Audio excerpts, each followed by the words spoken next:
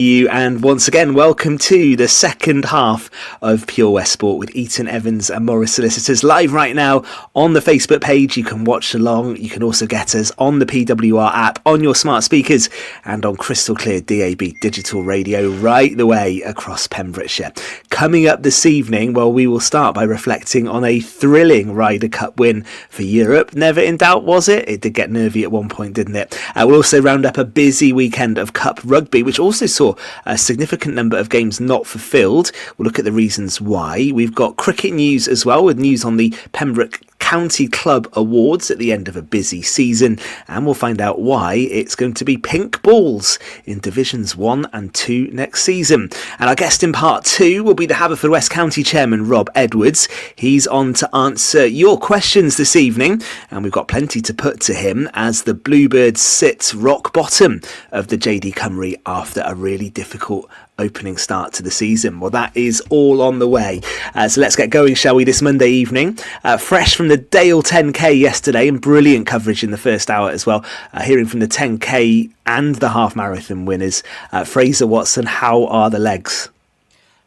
Not so fresh, actually. Now you said, a great race, but a tough one, certainly in the hills and so on, and had a bit of a calf issue in the final mile as well. So, it was great to be part of, but I was glad to be on the sofa and home as well for what was a nice, comfortable, relaxing watching Europe wrap up the Ryder Cup. But we'll come on to that in a minute, won't we? Do have a listen back to the first hour if you can, because we did hear from the winners of both races, and actually, Fraser, 2 brilliant performances there. Oh, 100%, yeah. Sian Jones, what she put in, a female winner, of the half marathon. Superb from here. The first time I've known that in my time there. And Marinus Peterson in the 10K, obviously a new course record, I think 35:23. She's a professional cyclist, nigh on professional athlete, and it certainly shows a superb run. Yeah, great running from both of them winning that, and you can catch up on that first hour on the website purewestradio.com. Gordon Thomas, another weekend, another defeat for Man United. How are we? I'm very good, Ben. I'm just getting used to losing every weekend now, mate, to be honest with you. Yeah, I managed to get out a bit on Saturday. I saw a bit of Merlin's Bridge against Moncton. It wasn't a bad game. The Bridge lost heavily in the end again, though. But in the first half, both sides played some cracking football. It was really entertaining. Good stuff. Well, let's just start with that Ryder Cup, and I think we're all big fans of the Ryder Cup. And I remember back in the COVID days where we didn't have any sport to talk about in Pembrokeshire, we waxed lyrical about past Ryder Cups. Where do we rate this one? Because it did get tense, didn't it, Fraser, at one point? It's right up there. I thought for 2 days it was the greatest performance I'd seen from a European team on American soil. Certainly, this was nothing like Medina, which was almost a heist on that Sunday. This looked scheduled to be a real beating. I thought the pairings were superb. I thought Luke Donald out-captained Keegan Bradley, our top players, outplayed their top players. And it was actually quite ironic. The Americans set that course up for players to blitz birdies, thinking it would suit their lot, and in fact it suited Europe much more. And then the comeback from the Americans just in the end made it a Ryder Cup for the ages. Do you know what I mean? And to get to the brink of what they did, to have it taken away from them again, and Shane Lowry, I shudder to think how many pints of Guinness he's had since he's downed that putt, but he deserves it. He'll never have to buy a pint again, Fraser. What a moment. What a moment. No. I don't think you need too many more, Shane, to be honest. But... he was ice cool, wasn't he? But Gordon, it was a Ryder Cup to remember. It was gripping, wasn't it? Let's be honest. Yeah. The hostile atmosphere. It was, and Europe handled it so well for 2 days. But I just had this feeling, I think we all did, to be honest with you. We were waiting for America to hit back, and they did on the last day. But luckily, we just had enough in the tank to get over the line. And any win in the USA is a fantastic win. Don't forget that. That's a great... It'll go down in history as probably one of the best wins in the Ryder Cup. 100%. Was there any bits of you, Fraser, watching? We had the miracle of Medina, of course. It looked like it might be the fairy tale of New York, didn't it, for the Americans? Did you think at any point they were going to do it? Because I'll be honest, I thought at one point, I just looked at the red on that left-hand side of the board, and you just knew that as long as everything stayed as it was, we'd get those projected points. But there was a point where the projected points just were not reflecting what was happening on the golf course and the way the momentum was shifting. I mean, in 1999 was the last controversial Ryder Cup when the Brookline, or the Battle of Brookline, the Justin Leonard incident. America came back that Sunday from 10-6 down. Europe, of course, came back from 10-6 at Medina. So it always kind of had 10-6 as the benchmark that it's doable. I'll be totally honest. On Sunday morning, I didn't think 11.5 to 4.5 was it? Yeah, 4 was doable. I honestly didn't.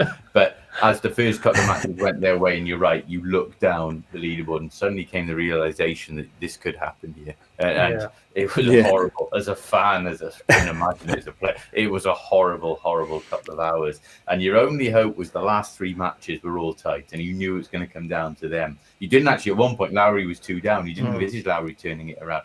And because of the coverage showing the top matches, you didn't know a lot was what was happening in the bottom 3s. You didn't really know how the players were playing. You were just watching the scores. And you're right. The hostility, the noise, and everything, it really just made it. But to see the relief and the celebrations and the scenes today, I've been on social media all day, I tell you, where they got over the line. Fantastic. It is. I genuinely believe, and I'm not saying this in the Women of the Moment, it's the greatest sporting event in the world. I genuinely believe that. Wow. And this weekend, that's a big statement. This weekend reaffirmed it. It was. Okay, two questions. I do want to touch on some of the local rugby, but two closing questions on the Ryder Cup. Gord, did it go too far?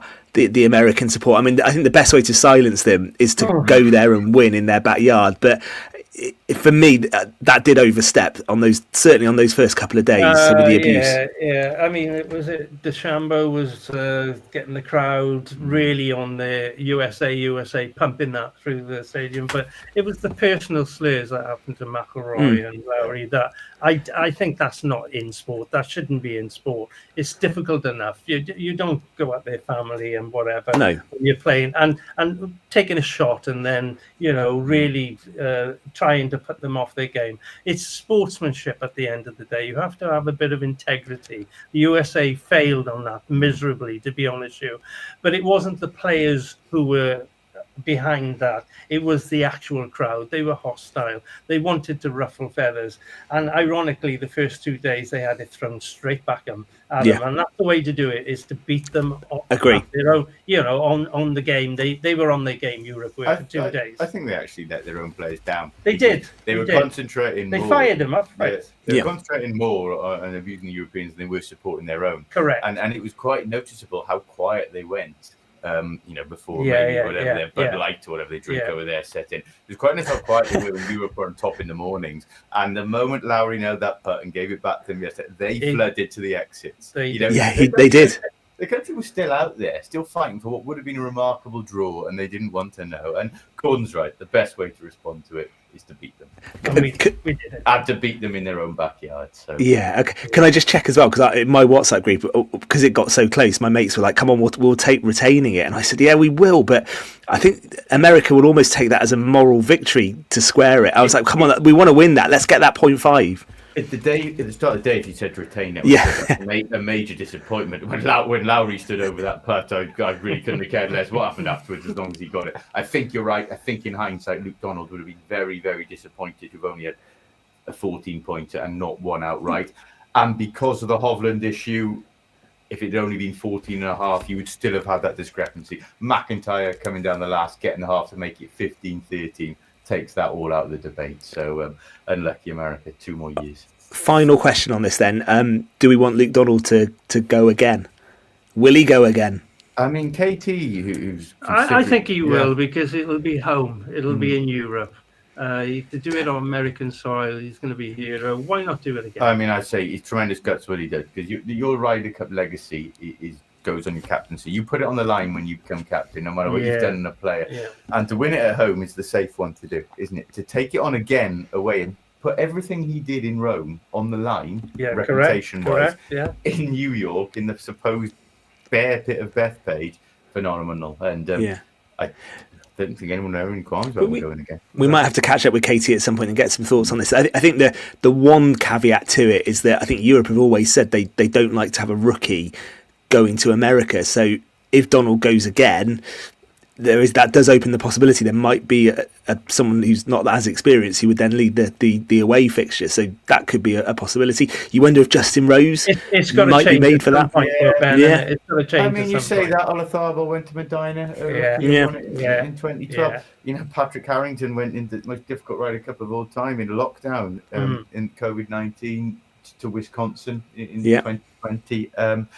I think, you know, there are times that just simply has to happen. That's the nature of it when you change the captaincy so much. Yeah, we shall see. All right, let's just have a quick look at what happened locally. And rugby took centre stage in terms of cup action this weekend. There was heartbreak goal for Narberth, wasn't there? They lost right at the end, didn't they, to a drop goal. I'll say it, unfortunately, on Pembrokeshire Sport, we thought they'd won it. Nico Sotaro had struck a late drop goal. And we had the scoreline down as 25-23. It wasn't until one of the supporters sort of said, by the way, there are some eagle eyes around Gordon. Oh my God! They're quick and great, you know. Connecty Wanderers, Nick Gale had a terrific boot with day with the boot for Connecty Wanderers, having done it for Narberth for so long. But it was I think it was Rhys Harris had a very late drop goal to pinch it by a point, 26-25. So the poor old Otters just missed out by a point. But what a cracking game of rugby. I believe it was played at Straddy. And I believe it was. And I think this Saturday, Narberth host Connecty Wanderers in the Championship. Oh, there we go. So, there we go. So there was another close game as well, but a win for Pembrokeshire side. That win for Tenby away to Swansea Uplands by 4 points. They won 33-29. That was a good game as well. Yeah, it was a good game, and you know, it's a good win for them. Look, these cups are divisionalised now. People forget that. You know, anyone really has gone on equal footing in terms of a chance of getting to the final. And Tenby was strong in Division 1 last year, and I think they fancy a chance of going far in this competition. Go to Swansea Uplands. They've invested heavily in the last couple of years and to get where they are. So that's a great win down there for sure. Yeah, it's a good win, Haverfordwest, Gordon, I know you keep a close eye on. They went out, didn't they, losing 26-19 away to Brinkhawk at the weekend. Yeah, it's a disappointing result. The Blues got a tremendous pack. I haven't spoken to any of the boys, but they usually get on top up front and get points on the board. But Brinkhawk must have been a very useful outfit, and perhaps the Blues didn't produce their best rugby on the day. So that's it. You've got to do it on the day. They didn't do it, and they're out. And there were also, Fraser, there were a few issues, I think, with sides not being able to raise teams across the weekend as well. Is that something that we almost expect when it comes to the cup competitions, or is that disappointing at this stage in the season? You know, we do expect it, sadly.